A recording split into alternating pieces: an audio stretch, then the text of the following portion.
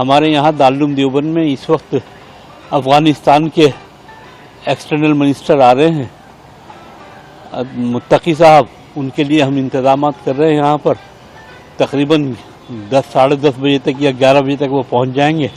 यहाँ पर आने के बाद में वो पहले दीक्षा लेंगे, तालीम हासिल करेंगे, इजाज़त हदीस लेंगे।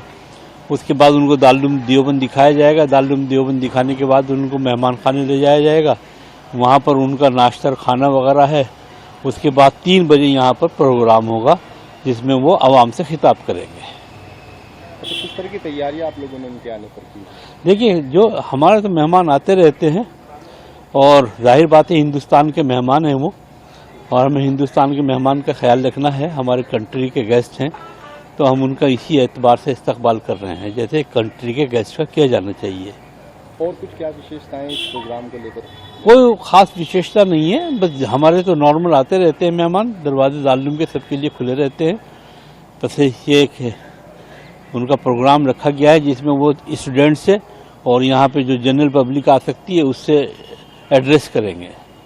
दारुल देवबंद तो असल में देखिए एक एकेडमिक लीडर है, इंटरनेशनल एकेडमिक लीडर है। यहाँ पर सभी आते हैं और हर एक से इसका एक ताल्लुक है। जो भी एकेडमिक होगा, जो भी शिक्षा से ताल्लुक़ रखने वाला होगा, वो किसी भी धर्म और समाज का हो, अगर वो वाकई शिक्षा से संबंधित है तो दारुल देवबंद से वो यकीनी तौर पर मुतारिफ होगा, इंट्रोड्यूस होगा, जानता होगा और यहाँ से एक ताल्लुक़ रखता होगा, यहाँ आना चाहेगा और दारुल देवबंद की शिक्षा पद्धति को देखना चाहेगा कि दारुल देवबंद है क्या।